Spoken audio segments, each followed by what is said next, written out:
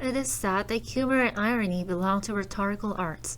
Going even further, Deleuze gives humor and irony the place of philosophical style that questions are asked and answers are sought. As is the case of Nietzsche, here the style means the expression form that is correlated with the content of thought or philosophy.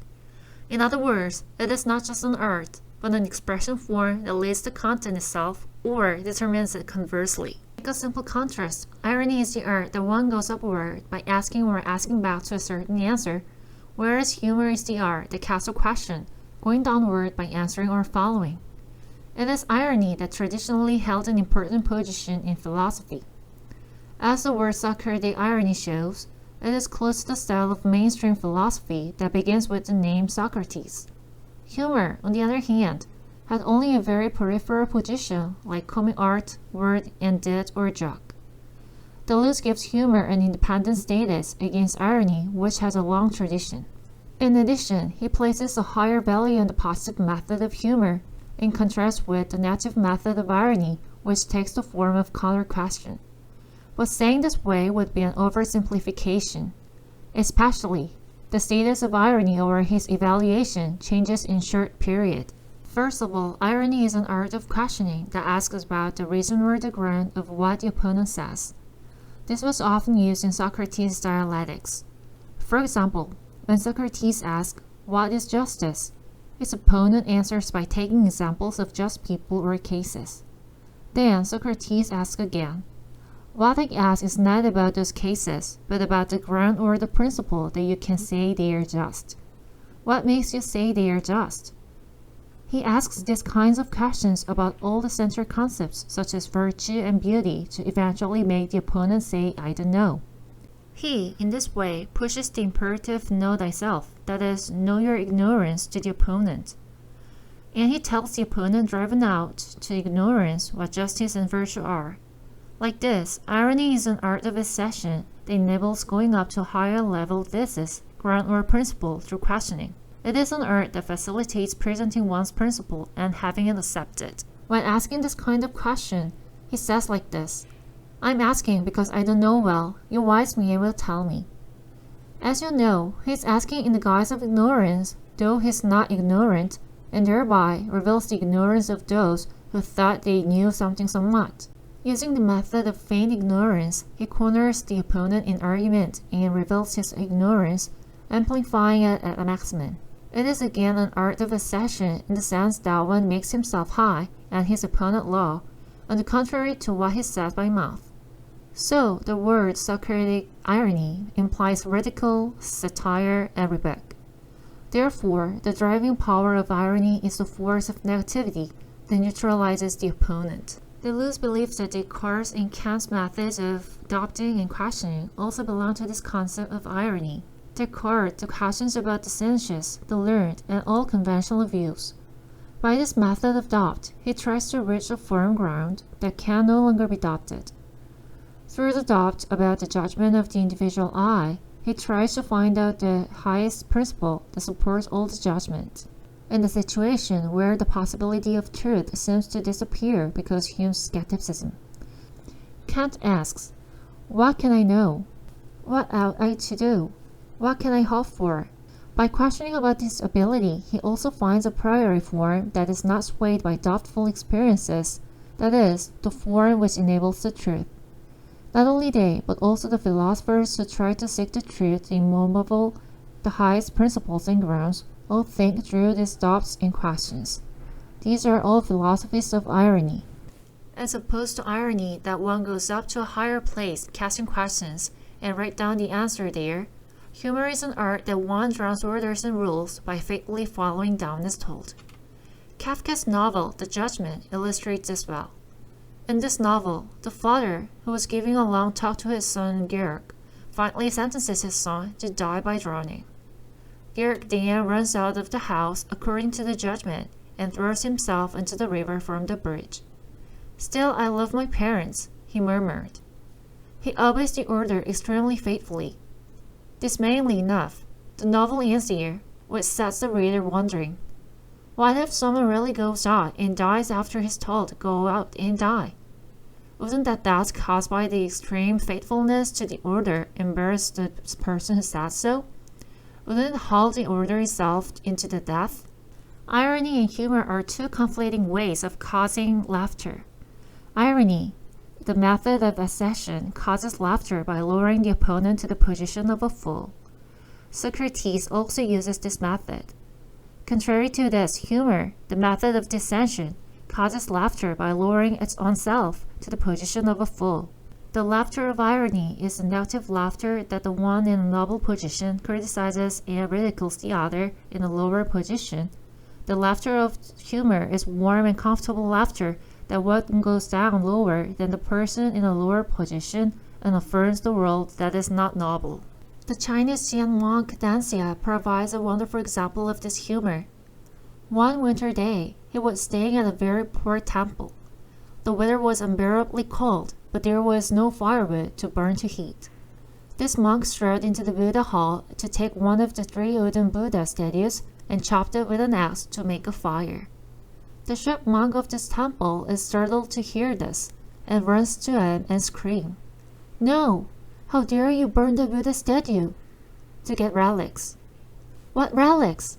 If no dog will laugh to hear this. Really? Then let's get the rest too as well and make a fire. Socrates would have asked the strict monk about the sense of the Buddha statue, the ground that a piece of wood is revered as a Buddha statue, that is, what Buddha is. However, Danxia doesn't ask that kind of question. On the contrary, he deftly replies to the critical questions of the strict monk, insinuating that the strict monk is following the conventional view of Buddhism that relics come out when the body of Buddha or a high monk is burned. Thereby, the conventional view of equating Buddha with Buddha's statue becomes a laughingstock at the stroke and collapses. Following the conventional view, he drags the conventional view down to the point opposite to it. By pushing the conventional view filled with senses into nonsense, he makes us rethink about Buddha and Buddha's statue or Buddhism in life. Deleuze defines this kind of serialization as paradox. Here, Danxia doesn't try to ascend toward a higher principle or ground by attacking the opponent's ignorance. On the contrary, he goes down to the place of a fool who believes that it is possible to get relics by burning the wooden Buddha statue.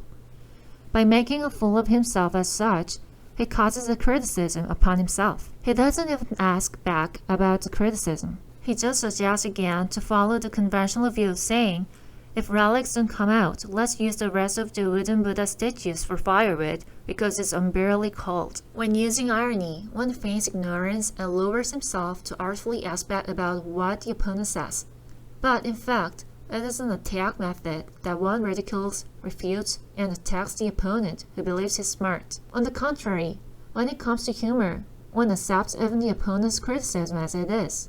He outwits the opponent, saying, "You're right, I'm stupid," rather than "You've been pretending to be smart." Thereby, he drags the opponent's criticism into a swamp hard to escape from and die together. By becoming himself a fool who follows the rules so faithfully, he makes a fool of the rule and makes him speak or act in that foolish way. Instead of refuting incongruities and contradictions, he goes into them on his own. However, irony is not always just a method to establish principles. It also can be an art of criticism that one asks back about the principles such as morality and law that govern life. Said's work, The 120 Days of Sodom, shows an irony of only the law can tyrannize through the sadist who maltreats by making strict rules for extreme violence. Justin, the protagonist of Justin, or The Misfortunes of Virtue, is an incredibly good woman. However, she suffers from bad guys owing to her good personality, and her misfortune continues to repeat. Through these novels, Said is asking back about more categorical imperatives like be a good boy or don't be evil. It is commonplace that misfortune comes to any good person. If that is the case, do I need to be a good person? Socrates is asking questions to suggest higher principles, whereas Said only asks questions without suggesting principles. Irony becomes a method of criticism when trying to reveal real problems by repeatedly asking questions rather than suggesting hidden answers as the highest principles. So, Deleuze says irony is an art of problem and question to proceed to the differentiations necessary within the calculation of problems or the determination of their conditions, and is related to idea. The difference between Socrates and Sade is whether the idea is the principle underlying the whole or the repetition of questions without answers. Sade shows the critical art of irony, whereas Majok shows that of humor. He criticizes the conventional view that Magicus is the one who gets pleasure from pain, when knowing the order of the law that if you seek pleasure, you'll pay for it with pain. Magicus is the one who asks for pain to get pleasure, on the contrary to the ironist who asks back to the order of the law why the price of pleasure is pain. We then behave as if the supreme sovereignty of the law that bans the enjoyment of all its pleasures conferred upon it.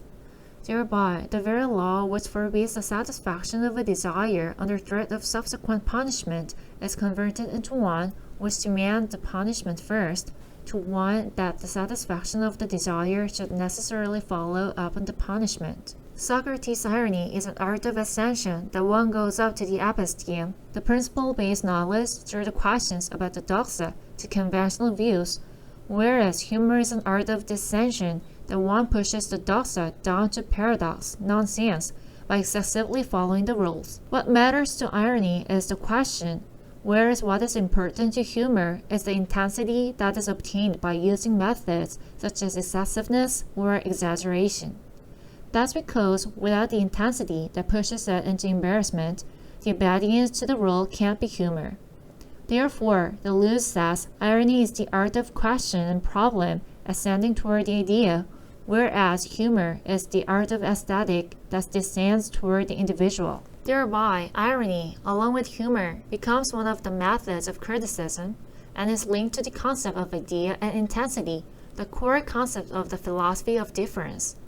Nevertheless, Deleuze seems not to think these two can be placed on the same rank. In The Logic of Science, published 1 year after Difference and Repetition, he criticizes that what all the figures of irony have in common is that they confine the singularity with the limits of the individual or the person, and irony only in appearance assumes the role of a vagabond. He says the universality of idea, cogito, and the universality of a priori form all start from the individual and return to the individual. Humor, on the other hand, joins hands with the nomadic singularity and aleatory point running on the paradoxical surface where all the senses disappear simultaneously while expressing per-individual and impersonal singularity. What does this mean? For example, if a person in a detention facility protests saying, "Am I a dog?" when he is treated like a dog, he wants to ascend from the individual meaning me to the universality of human